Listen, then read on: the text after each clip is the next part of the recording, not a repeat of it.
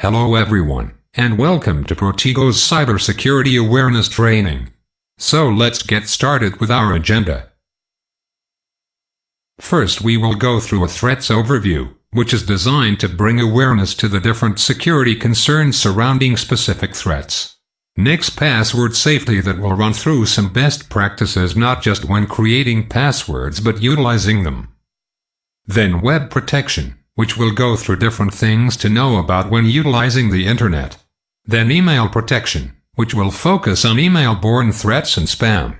Then finally we will finish up with preventative measures.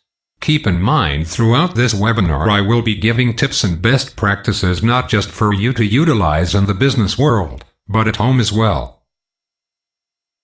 Threats overview. One thing that's done every year is the Pohlman Institute Cost of Data Breach Study. It's a very interesting study because they found that only 47% of data breaches were malicious. 53%, or the majority, was not malicious in any way. So, 28% of them are human error, which we'll get to in the next slide, and 25% are process failure. Process failure basically means you bought a product and you never got it deployed, or you bought something and you never put it in place. Kind of like if you purchase a security system but you never armed that security system. Human error, on the other hand, can be lost or stolen devices, most commonly.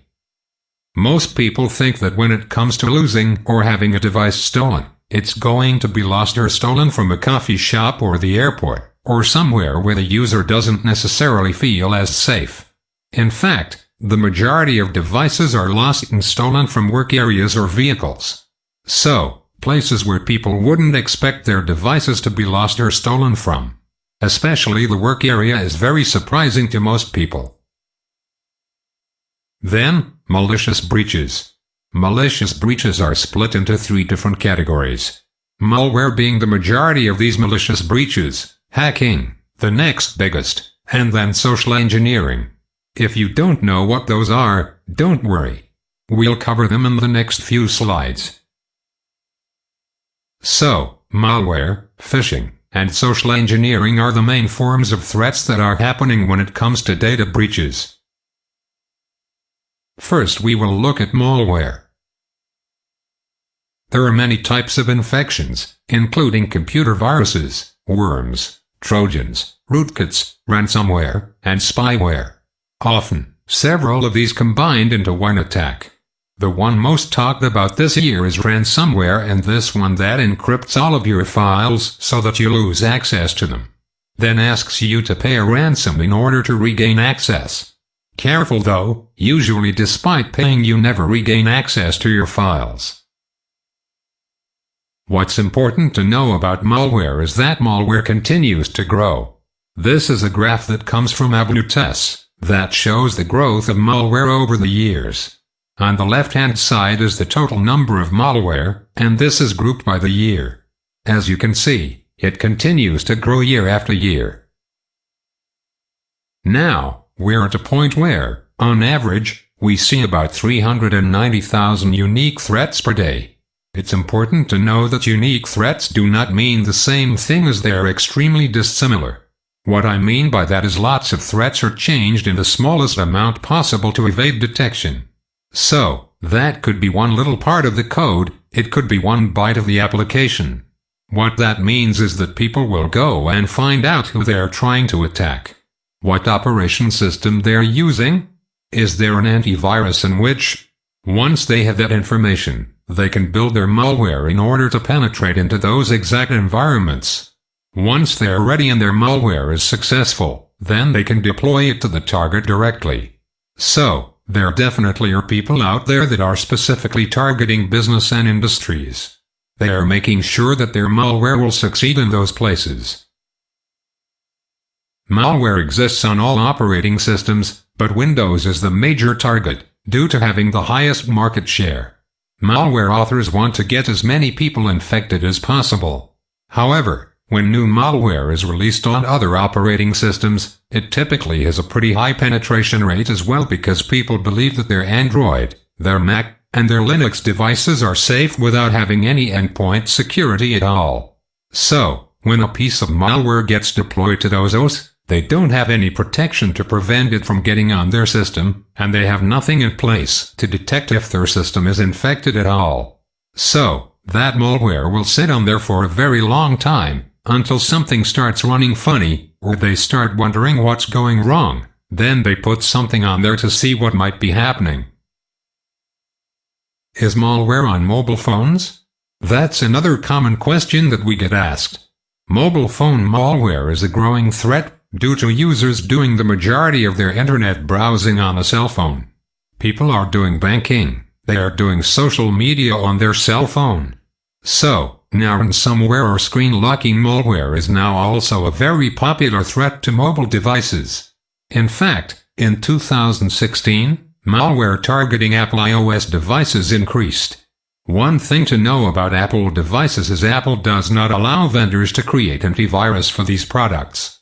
So, users must depend on Apple themselves to fix any vulnerabilities or malware that gets on their devices. So, with all this talk about malware, how does my computer get infected? Some of the most common ways that computers or devices, like cell phones, get infected by clicking on malicious links in email. Second is plugging in an unknown flash drive. Maybe you found a flash drive in the parking lot or at the store. You pick it up, you take it home, and you plug it in. Lots of times people do that on purpose, to try and infect people with that device. Then, also downloading malware that's masquerading as other software.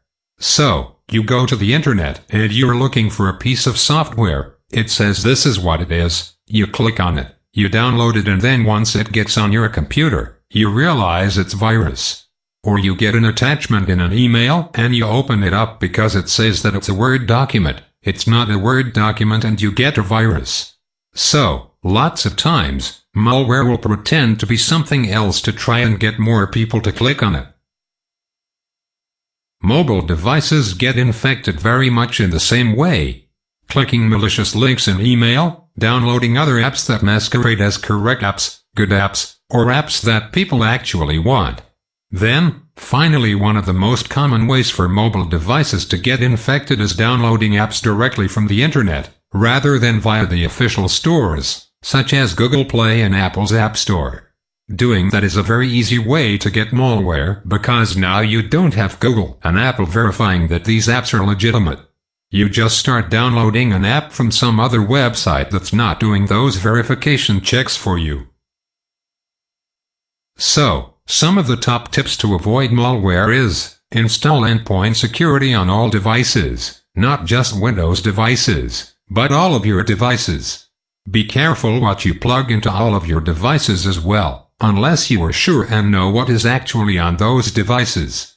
Be careful what you click on, and get awareness training, not just for yourself, but for your entire family, so that they are aware of the pitfalls and dangers that go along with cybersecurity. Next, we'll cover phishing. Phishing is the act of setting the bait, or a trap, casting it out into a wide ocean, and hoping that something bites, that you can then hook. That's why it's called phishing. Really, what it comes down to is it's intentionally deceiving someone by posing as someone else. Traditionally, they use a legitimate company. Typically, they also utilize email by pretending to be a company or service, requesting you to do something, and usually requesting you to do something in an urgent manner. They are hoping that you then click the link and fill out the requested information. Then, they gain that information that they can use in the future, steal your identity, or steal access to any of your accounts. Nowadays, phishing and spam kind of go hand in hand. 54% of all inbound email is spam. The spam types change. Every year, they change from different categories. Now, because people are more concerned about their health, we actually see spam in the health category being the highest amount of spam received. 1 in 20 email messages has malicious content in them. When you talk to people about spam and phishing emails, they all say, "I don't open emails that I don't know where they come from. I definitely don't open the attachments that come with those emails from unknown senders." The facts don't lie. Verizon 2016 data breach report showed that 30% of people open phishing emails. That's up 7% from last year. 12% of people open attachments. That's up 1% from last year. So, despite people saying that they don't open these emails and they don't open the attachments, they are. Phishing and spam are just going to keep getting worse if they can send out an email, a malicious email, or a phishing email, and 1 in 3 people are going to open that. So, what should you be looking out for with phishing emails? First, look at the sender. See, is it actually who it says? Yes, it says it's from PayPal, but look at the domain name, the part after the AT symbol. That has nothing to do with PayPal at all. Also, look for grammatical or spelling errors contained in the email. You'll notice that there's several in this email.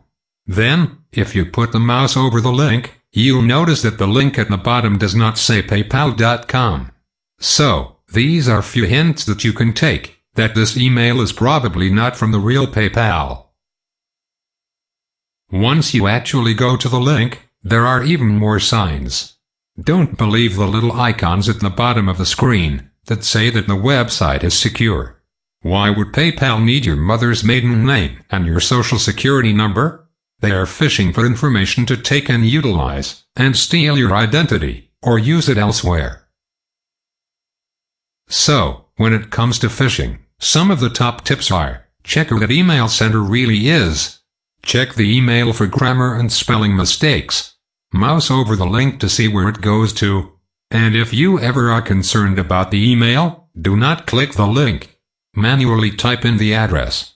So, if you get an email posing as PayPal or Facebook and you're not sure if it's real, just go to Facebook's website. Log in and see if there are messages for you when you log in. It's much safer to do it that way, rather than clicking on links within your email. Next, social engineering. So, social engineering is the manipulation of people into divulging confidential or sensitive information. Most commonly, it's done over email, but it also is regularly carried out over the phone. It can be a slow gain of information, or it can be an attempt to gain all the information needed at once. So, an example of this is that someone calls the office and they ask the question, who's the boss or who the CEO is? They then request his or her email address, maybe they request their phone number. Now, that attacker has the username as well as the name of the person that they need to target, in order to compromise the business. So, any pieces of information that they can grab, they can utilize in future attacks. Or another common example is when a person walks into the office. They pretend to be a contractor. Due to his or her uniform, people assume that it's okay and it's perfectly fine. Then, the person walks into a room with sensitive information, steals it, then walks out of the office. So, lots of people don't realize that there's a problem when someone picks up the phone or someone walks in the office, and they shouldn't. But grabbing those pieces of information can be utilized to steal your identity, steal data related to your company, or do other malicious actions. So, some of the top tips when it comes to social engineering are, be very careful with the information you disclose and who you disclose that information to. Verify the credentials of all contractors, don't just go by what their uniform looks like. If you have any doubts on the identity of the callers, hang up and call their official company name back. That's a great tip for your personal life or your home life as well.